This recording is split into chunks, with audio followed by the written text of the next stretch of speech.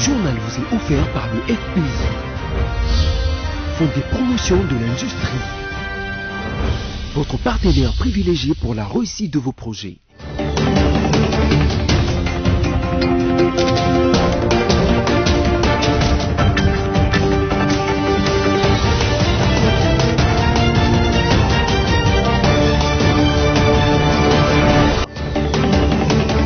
C'est l'heure de vous informer tout de suite les titres de l'actualité de ces journaux. L'évaluation de l'exécution du projet Kinshasa Zéro Trou et l'amélioration de la desserte en eau et électricité étaient au centre d'une importante réunion présidée par le Premier ministre Jean-Michel Sama Lukonde. Le député national du PPRD Didi Manara a déposé ce mercredi son procès verbal au bureau de l'Assemblée nationale pour occuper les postes réservés à l'opposition au sein de la Commission électorale nationale indépendante CENI. La Commission économique et finances et bonne gouvernance du Sénat a déposé la suppression immédiate de la perception de la taxe RAM. Cette recommandation a été faite mardi à la Chambre haute du Parlement. Après les titres, place au développement, mesdames et messieurs, bienvenue. Soucieux de voir les choses s'accélérer sur le terrain au profit des Congolais, et cela conformément aux options levées lors de la 32e réunion du Conseil des ministres, le Premier ministre Jean-Michel Sama Lukonde a présidé le mardi dernier à la primature une importante réunion de travail à laquelle ont pris part quelques membres du gouvernement et quelques directeurs généraux des entreprises publiques. On écoute tour à tour le ministre d'État en charge des ITPR, Alexis Guizaro, et Olivier Mwende, ministre des Ressources hydrauliques et électricité. Améliorer la desserte en eau et en électricité dans la ville de Kinshasa. C'est un travail qui a débuté il y a plusieurs semaines, quelques mois déjà maintenant. Un travail que nous avons élaboré avec les experts de la Régie des eaux et de la SNEL, pour identifier un petit peu quelles sont les zones où on peut, nous, en tant que gouvernement, apporter une aide financière afin d'avoir cette action qui va permettre d'améliorer la desserte en eau et en électricité dans la ville de Kinshasa pour nos compatriotes kinois. Et donc c'est une décision qui a été prise et qui a été approuvée en Conseil des ministres, et nous avons le soutien du gouvernement pour un décaissement d'environ 18 millions de dollars américains pour améliorer la desserte en eau et en électricité pour les Kinois dans un court moment, c'est-à-dire on parle d'environ un mois. La problématique de la desserte en eau et en électricité dans la ville de Kinshasa que pourra mieux évoquer mon collègue le ministre des Ressources hydrauliques. Mais en ce qui nous concernait, c'était la problématique du projet Kin Zéro Trou, pour lequel il y a eu un certain nombre de recommandations faites par son Excellence, Monsieur le Président de la République. Et nous avons voulu, au cours de cette réunion, présenter à la Commission l'état d'avancement du projet. Son état d'avancement sur le plan physique, qu'est-ce qui a été exécuté jusqu'à ce jour, qu'est-ce qui ne l'est pas, mais également l'exécution financière. Et globalement, ce que nous avons donné comme information sur cette question, c'est que effectivement les travaux avancent. Il y a deux phases. Il y a une première phase qui couvre 19 artères dans la ville de Kinshasa et une deuxième qui couvre à peu près 27 artères. Et nous avons entamé effectivement des travaux partout. Nous avons reçu de la part du ministère des Finances un premier décaissement de 5 millions de dollars sur un coût global évalué à plus ou moins 32 millions de dollars. Et nous avons reçu de la part de son Excellence Monsieur le Premier ministre des recommandations très claires. La très controversée taxe RAM en République démocratique du Congo s'est invitée au débat sur le projet de loi des finances 2022 examiné dans les deux chambres du Parlement, l'Assemblée nationale et le Sénat, via leurs commissions respectives économiques, financières et contrôle budgétaire, ne demandent pas mieux que la suppression immédiate de cette taxe au cœur d'une grogne sociale. Sami Bosongo nous fait les points. Le ciel s'annonce gris et orageux. pour la fameuse taxe RAM, autrement plus rébutée par les Congolais victimes, et tous ceux préoccupés par la non-exploitation du peuple. Après l'Assemblée nationale, le Sénat aussi exige sa suppression immédiate. Pour en être là, notez que 2 jours après la demande exigée par la Commission économique, financière et contrôle budgétaire ECOFIN de l'Assemblée nationale, dont l'affaire du registre des appareils mobiles RAM, la Commission économique, financière et bonne gouvernance du Sénat a, au cours de la plénière du Sénat du lundi 13 décembre 2021, par Célestin Vunabandi, son vice-président, également demandé la restitution aux usagers des fonds qui ont été indûment perçus et l'organisation des consultations techniques avec les professionnels des télécoms en RDC pour repenser complètement le RAM.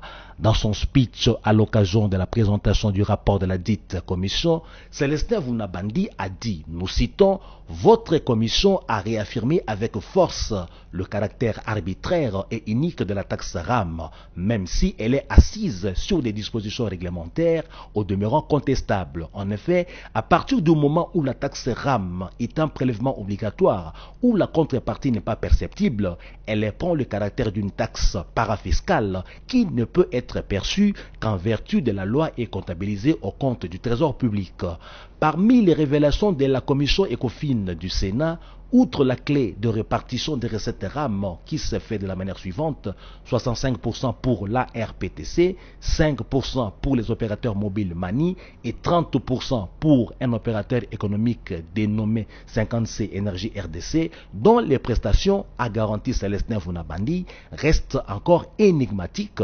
Il a été relevé une certaine opacité qui caractérise la gestion de ces ressources. À la fin, il a été formulé l'exigence de la suppression de la taxe RAM sur toute l'étendue de la République démocratique du Congo. On reste au Palais du Peuple, réuni en plénière, présidé par le premier vice-président Jean-Marc Kabunda.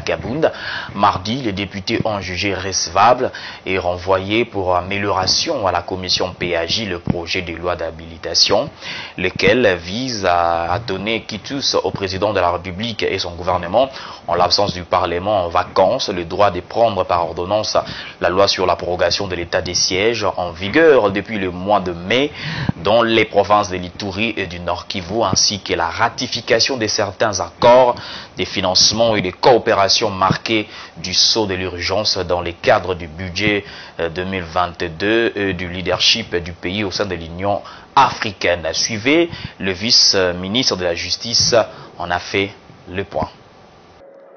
J'ai l'honneur, au nom de la ministre d'État, ministre de la Justice et garde des Sceaux en mission à l'étranger, de prendre la parole du haut de cette tribune pour présenter le projet de loi portant habilitation du gouvernement. En effet, le projet de loi vise à obtenir l'habilitation du gouvernement à prendre pendant un temps limité des mesures qui relèvent du domaine de la loi, conformément à l'article 129 alinéa 1er et 2 de la Constitution qui dispose. Le gouvernement peut, pour exécution urgente de son programme d'action, demander à l'Assemblée nationale ou au Sénat l'autorisation de prendre par ordonnance loi pendant un délai limité et si de matières déterminées des mesures qui sont normalement du domaine de la loi. Ces ordonnances-lois sont délibérées en Conseil des ministres. Elles entrent en vigueur dès leur publication et deviennent caduques si le projet de loi de ratification n'est pas déposé devant le Parlement au plus tard à la date limite fixée par la loi d'habilitation.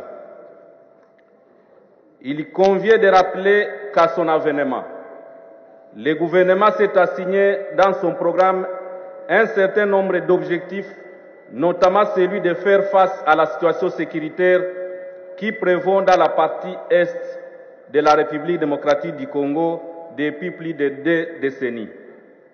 Je le disais en titre, le député national du PPRD Didi Manara a déposé ce mercredi son procès verbal au bureau de l'Assemblée nationale pour occuper le poste réservé à l'opposition au sein de la Commission électorale nationale indépendante CENI.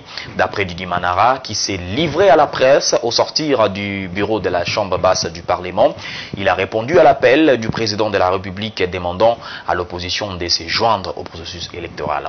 On l'écouta. Et par le bureau du Parlement. Vous savez que les postes qui ont été attribués à l'opposition ou à la société civile ou encore à la majorité, c'est la loi qui les apporte. Et c'est là que nous ne comprenons absolument pas pourquoi les caciques du FCC n'ont pas voulu que le FCC ou les autres forces de l'opposition puissent participer au processus électoral. C'est pas normal. Parce que nous avons participé du début à la fin à l'analyse, à l'élaboration, aux concertations et même au vote de la loi organique portant organisation et fonctionnement de la CENI. Et la désignation des postes n'est qu'un corollaire de la loi. Donc la loi a fixé tout. Donc nous ne pouvons pas nous dire voter la loi aujourd'hui et ne pas y aller demain. Alors nous ne comprenons pas. Est-ce que c'est pour des motifs de blocage du processus électoral? Alors si c'est pour bloquer le processus électoral, nous ne sommes pas d'accord, nous, comme élus.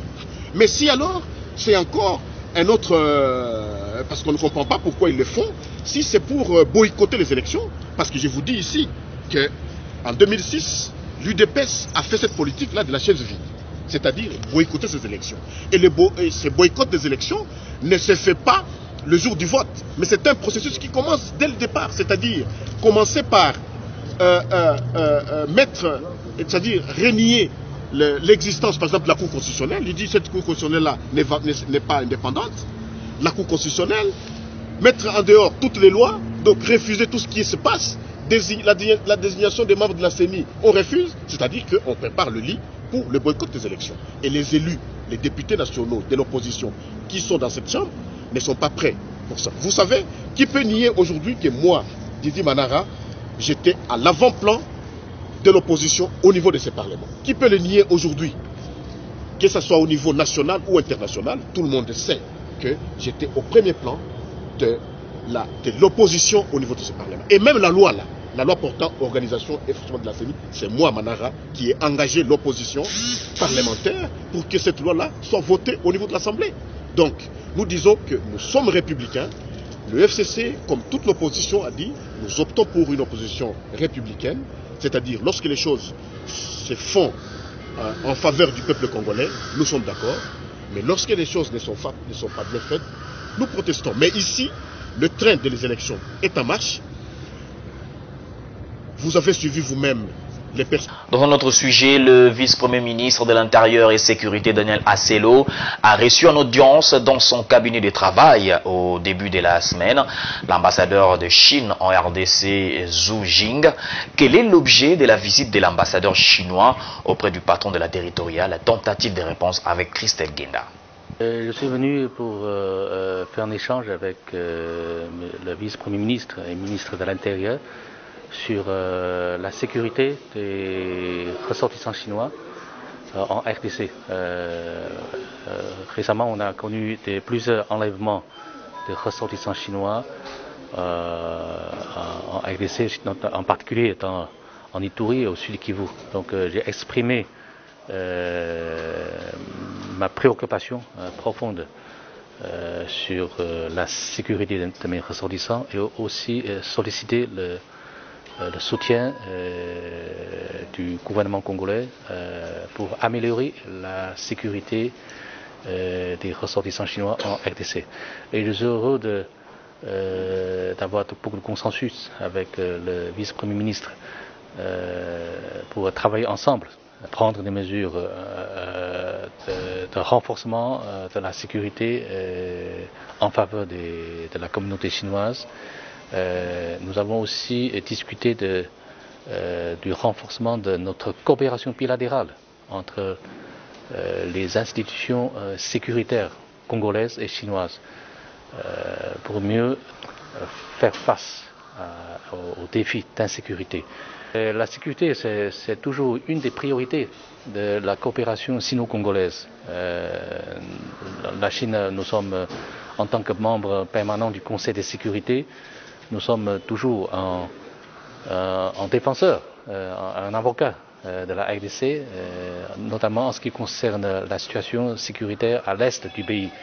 Et nous apportons notre soutien au gouvernement congolais dans la lutte contre les groupes armés.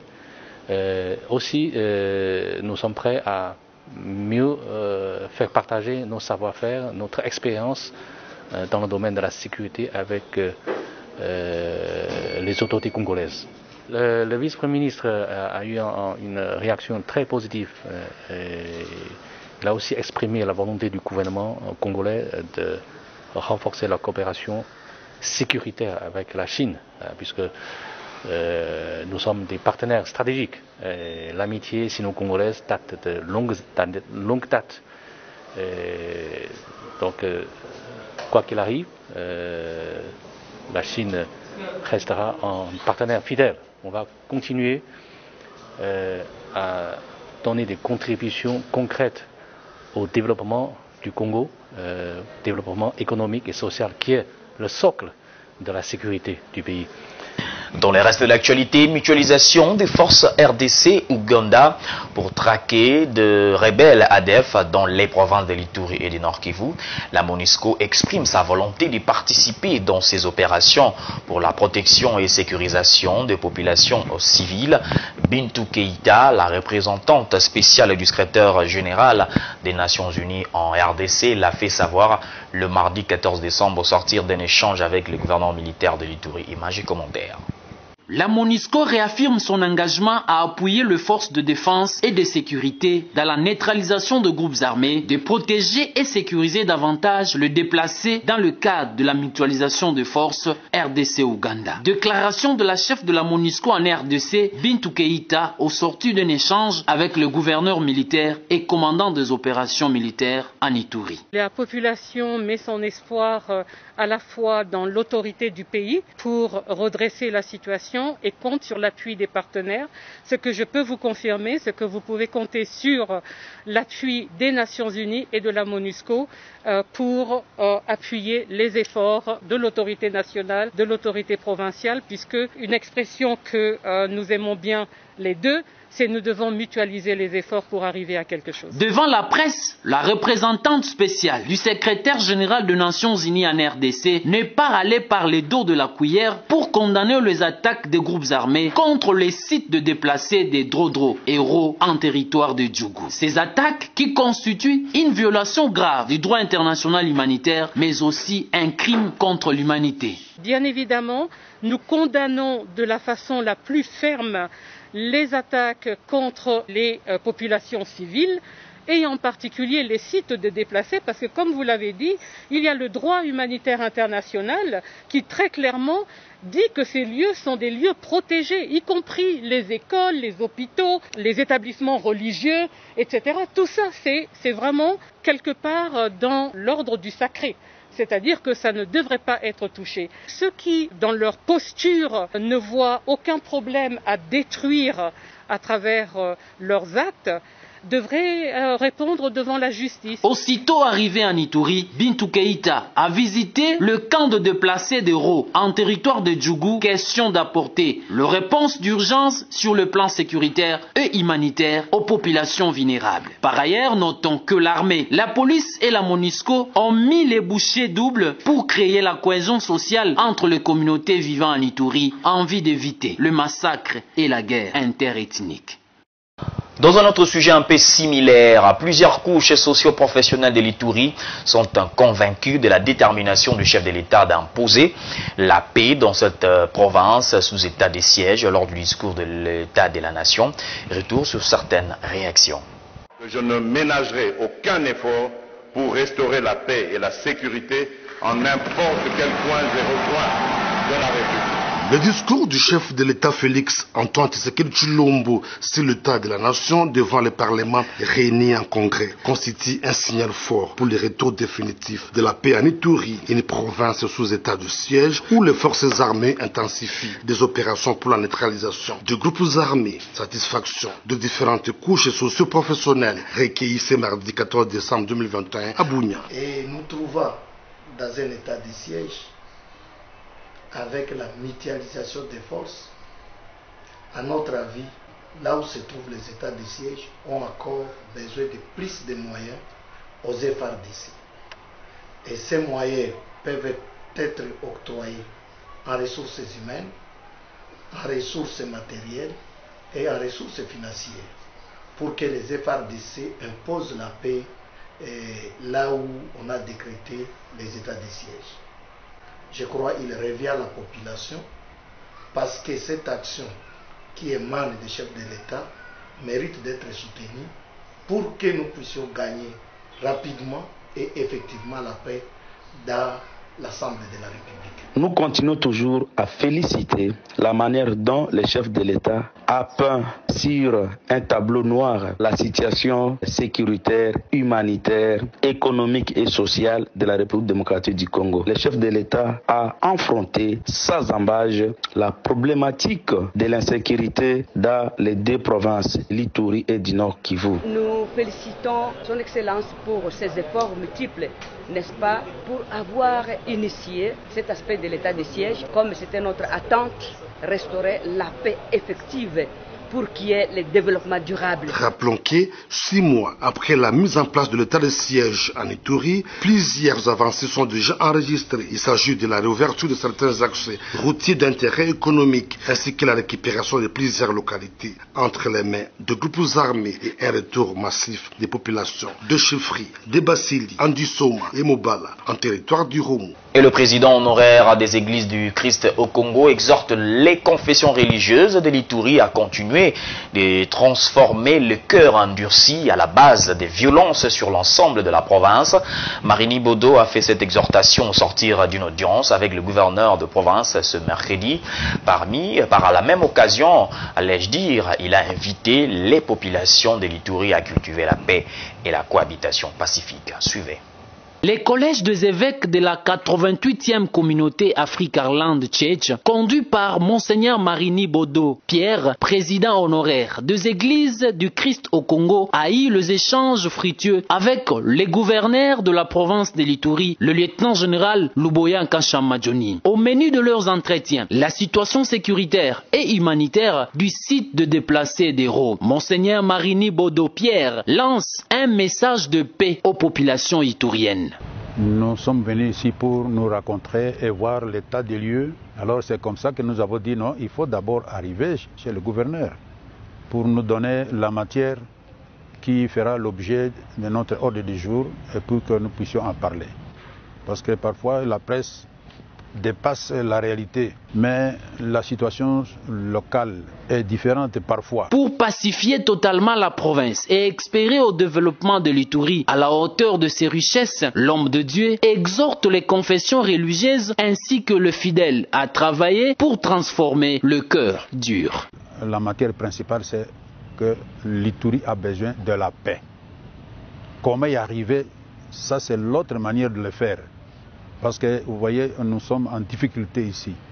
Pas de développement, les gens sont en train de fuir ici et là. Et si nous avons la paix, nous l'obtenons. Et je crois que nous pouvons nourrir une bonne partie de la province, pourquoi pas le pays. Parce que nous avons toutes les richesses nécessaires.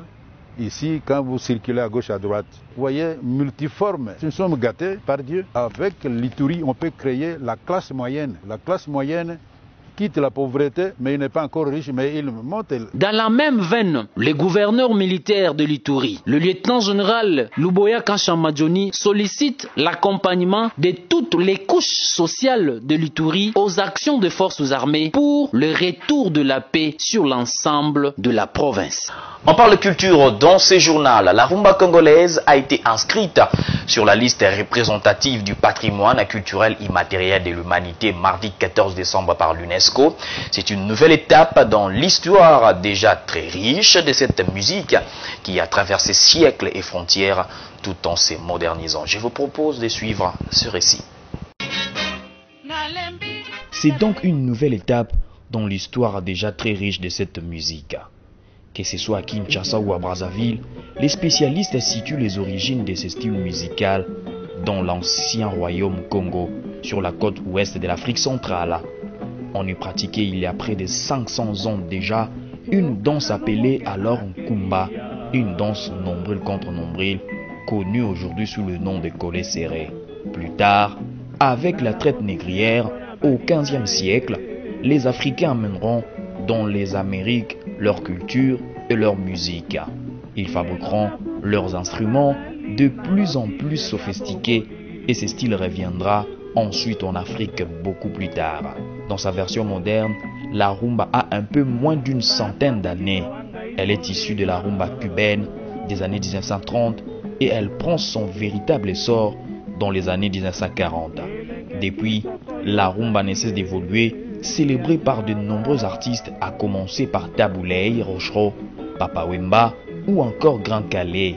Aujourd'hui, dans les deux capitales congolaises, on compte sur cette inscription au patrimoine mondial pour donner à la rumba une notoriété nouvelle, y compris auprès des Congolais eux-mêmes. Et l'artiste et musicien congolais Fabregas, en séjour en France, a exprimé sa satisfaction pour reconnaissance à la rumba congolaise. Il était l'invité du journal Afrique de TV5 Monde. On l'écoute. C'est d'ailleurs honorant pour nous. Vous savez, la RDC et le Congo-Brazzaville, il y a que la rive qui nous sépare. En vrai, on traverse, on prend 5 minutes pour aller à Brazzaville. Et aujourd'hui, notre rumba, j'ai dit merci à nos grands qui ont commencé avec la rumba, les Dr Nico, les grands Calais, les Senerlei Rochereau, les Kofi Olomide, les Papa Wemba, les Werason. Et c'est un héritage qu'ils nous ont légué. Et aujourd'hui, on est inscrit, c'est honorant. On va continuer de porter les drapeaux de la musique, on va continuer de le porter très haut. La rumba, notre rumba, on est fiers de notre rumba. Et évidemment, vous avez grandi avec cette rumba. En fait, c'est la base, la rumba congolaise. Vous savez, nous, on fait de la rumba, on sait de l'habiller avec notre sauce un peu jeune, mais si tu n'as pas cette base-là, c'est vrai qu'il y a d'autres musiques aujourd'hui qui prennent le dessus aussi, qui prennent le devant, mais il faut connaître la rumba à la base, parce que la rumba, c'est la base. Parce qu'aujourd'hui, vous n'hésitez pas à mélanger les genres avec le R&B, par exemple. Tout à fait. Moi, je suis en train de faire un album urbain avec Sony, mais bien avant, j'avais un album rumba qui était sorti, et derrière même mon album, il y a l'album du groupe qui a la rumba, et derrière même mes chansons urbaines, tu sens la touche rumba qui prime. C'est vrai, évidemment, il y a des grands artistes français qui sont congolais, même quand ils écrivent, tu sens qu'il y a cette touche rumba. Parce que la rumba, c'est notre identité, c'est notre papa, c'est notre maman en même temps. En sport, les stages de léopards évoluant dans les championnats congolais et africains est annulé mardi 14 décembre, selon le secrétaire général ad interim de la FECOFA belge Sito Atala, qui n'a pas avancé les raisons de cette annulation. Pour lui, le nouveau programme sera rendu public dans un meilleur délai. Sami Bosongo. Mardi 14 décembre, la FECOFA a rendu public le communiqué d'annulation du stage de Dubaï pour les léopards locaux et ceux évoluant dans les championnats africains. Stage qui s'inscrivait dans le cadre de la préparation des matchs de barrage des éliminatoires de la Coupe du Monde Qatar 2022. D'après les informations compilées, le stage a été annulé par la FECOFA. Selon des sources, à en croire un des membres du comité exécutif, le stage a été non seulement reporté, mais également annulé. Une mise au point qui s'explique par le fait qu'en début de soirée de mardi 14 décembre, un communiqué de la FECOFA sur le site indiquait que le programme des stades de léopards à Dubaï serait communiqué ultérieurement. Alors qu'il y est, Pas une communication officielle de la fédération n'a ébruité les raisons à l'origine de cette annulation des stages. Toujours est-il qu'à se fier à des sources proches de la FECOFA, des mésententes entre le ministère des Sports et la FECOFA en seraient la cause. Un diagnostic qui dément avec force l'organe fêtier du football congolais. Selon les observateurs, ces querelles constituent un élément de plus qui barbouille davantage l'image déjà maculée de la FECOFA. L'on rappelle que l'annulation de ces stages est survenue quelques heures seulement après la publication officielle sur le site de la FECOFA de la liste de 26 joueurs par le sélectionneur national Hector Cooper. Cette publication a été assortie de la précision que du 27 décembre 2021 au 7 janvier 2022, les fauves congolais passeraient un stage bloqué dans les Émirats Arabes Unis, suivi d'un match amical contre le Burkina Faso le 3 janvier, afin de préparer la sélection nationale avant les barrages au terme desquels une victoire donne accès à la phase finale de la Coupe du Monde Qatar 2022. Ne nous quittez pas, la revue de presse, c'est dans un instant.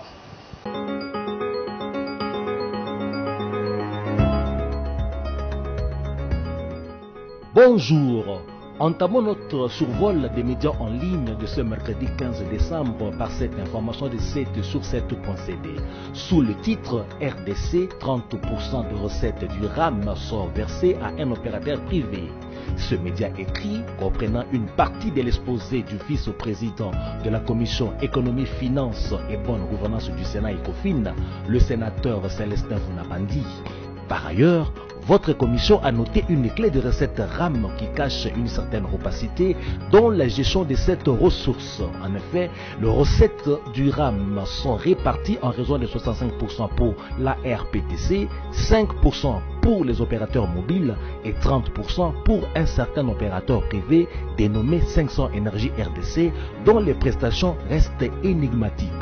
Votre commission propose la suspension immédiate de la perception de la taxe RAM. Transitons par acpcongo.com, dont l'un des titres est une note de positionnement du GTCR-R sur le futur cadre politique et réglementaire du secteur forestier en RDC.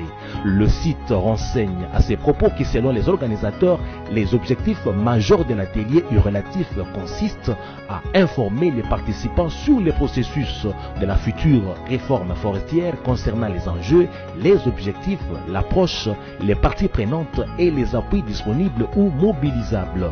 Atterrissons par desk-eco.com qui a communiqué sur le lancement des travaux de réhabilitation des tronçons Djili-Kikwit-Bachamba sur la route nationale numéro 1 longue de 620 km. On peut apprendre dans ces papiers que la route nationale numéro 1 part de l'ouest Congo central à l'est et se termine au sud dans le Haut-Katanga du pays en passant par les provinces de Kinshasa, Kwilu, Kwango, Kasai, Kasai central, Kasai oriental, Lomami, Olomami et Lualaba, et que dans l'optique de supprimer les nids de poules et les différents bourbiers pour une bonne fluidité du trafic à cette route, le ministre d'État aux infrastructures et travaux publics Alexis Gisaro Mouvuni a procédé samedi dernier dans la périphérie de la ville de Kinshasa au lancement des travaux de réhabilitation du tronçon routier Djili-Kikwit-Bachamba. Le projet a pour but d'améliorer les échanges, non seulement humains, mais aussi économiques sur cette route d'intérêt national qui connecte près de 10 provinces de la RDC. Merci pour votre fidélité à la télévision du groupe BSC.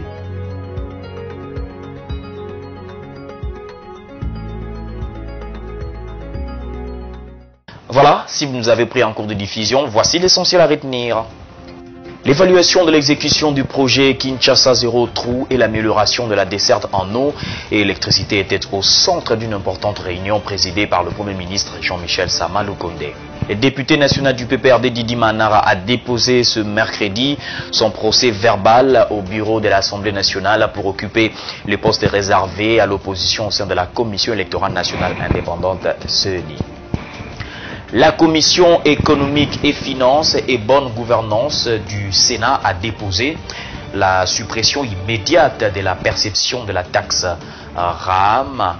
Cette recommandation a été faite mardi à la Chambre haute du Parlement. Ce journal est terminé. Merci de l'avoir suivi. L'actualité reste en continu sur votre chaîne. Vivez heureux.